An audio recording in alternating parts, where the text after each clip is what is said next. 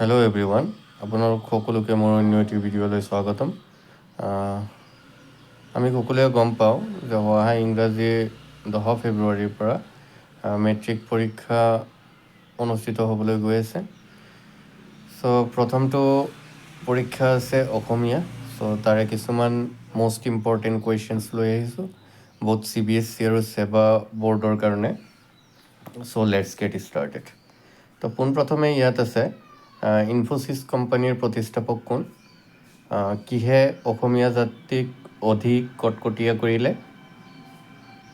ইয়াত আমি সঘনাই যিবিলাক কুৱেশ্যনছ আহি থাকে সেইবোৰ কুৱেশ্যনছে লৈ আহিছোঁ। তোমালোকে ভিডিঅ'টো শেষলৈ চাবা আৰু প্ৰেক্টিছ কৰিবা। তাৰপিছত আছে নম্বৰ 3, ইণ্টাৰনেটৰ তিতা মিঠা পাত্ৰীৰ লিখক কোন?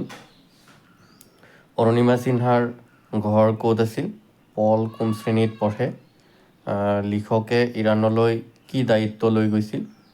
এজন উদ্যোগী অৰ্থাৎ আল্ট্ৰাপ্ৰিনিয়ৰ আৰু কৰ্মহীন নিবনুৱাৰ মাজত থকা ক্ষুদ্ৰ ব্যৱধান কি? অজন্তাৰ ছবিবোৰত প্ৰকাশ পোৱা ভাৱবস্তু দুটা কি কি? কুঁৱলীৰ অন্তৰংগ বান্ধৱীগৰাকীৰ নাম কি? হস্পিটেলৰ বিচনাত শুই থাকোঁতে অৰুণিমাৰ মনত কি সপোনে তীব্ৰ ৰূপ লৈছিল? অৰণ্য যাত্ৰাৰ দলটোৰ দলপতি হিচাপে কাক দায়িত্ব দিয়া হৈছিল? ইৰাণে কেতিয়া ইছলামিক গণতন্ত্ৰ হিচাপে স্বীকৃতি লাভ কৰে? কোনটো যুগক ভাৰতীয় সংস্কৃতিৰ বিস্তাৰ যুগ বুলিব পাৰি? সংমিশ্ৰণত অসমীয়া সংস্কৃতি নামৰ পুথিখনৰ লিখক কোন? পূজাৰ বন্ধত কুঁৱলীহঁত ক'লৈ যোৱাৰ সিদ্ধান্ত লৈছিল? ডক্টৰ জয়শ্ৰী গোস্বামী মহন্তই ৰচনা কৰা কিশোৰৰ উপযোগী দুখন গ্ৰন্থৰ নাম লিখা।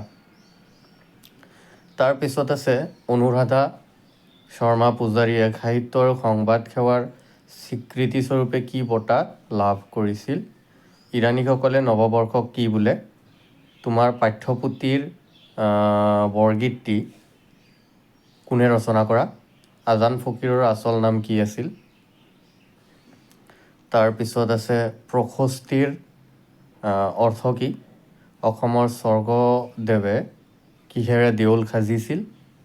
কবিয়ে কোন সময়ত মানুহজনক লগ পাইছিল? মাধৱদেৱৰ বৰগীতটোৰ মাজেৰে কি ভক্তিৰ ভাৱ প্ৰকাশ পাইছে? আসমানৰ কুতুবতৰা আদমৰ জাত, ইয়াত আদম কোন? মাধৱদেৱৰ ৰচিত ঝুমুৰাসমূহৰ নাম লিখা। প্ৰকৃতিক কোনে সাদৰি আনিলে বুলি কবিয়ে কৈছে? তাৰপিছত আছে অসমৰ হেংদাং ক'ত জিলিকিছিল? নিজৰ ঘৰ বিচাৰি নোপোৱা মানুহজন কি আছিল? মোহ-পাশ মানে কি? জিকিৰ শব্দটো কি শব্দৰ পৰা ওলাইছে? ৰঘুনাথ চৌধুৰীক কিয় বিহগী কবি আখ্যা দিয়া হৈছে? অসমীয়া সাহিত্যত গল্প সম্ৰাট বুলি কাক কোৱা হয়? পজা ঘৰটিত মানুহজনে কেনেদৰে আছিল? মন্দিৰৰ উপেক্ষিত ফুলে প্ৰেম পৰিমল যচা বুলি কবিয়ে কৈছে। এইখিনি কুৱেশ্যন আছিলে, 35টা কুৱেশ্যন। এইটো PWৰ দ্বাৰা ডিজাইন কৰা হৈছিলে, যোনটো ফিজিক্সৱালা বুলি কয়, ফিজিক্সৱালা ক্লাছ 10। এইটো বহুত ছেবা আৰু CBSEৰ কাৰণে উপযুক্ত হোৱাকৈ ডিজাইন কৰা হৈছে। তোমালোকে এইখিনি প্ৰেক্টিছ কৰিবা। Thank you so' much for ৱাচিং। আৰু লগৰ বন্ধুবৰ্গৰ লগতো শ্বেয়াৰ কৰিবা যাতে সিহঁতেও উপকৃত হয়।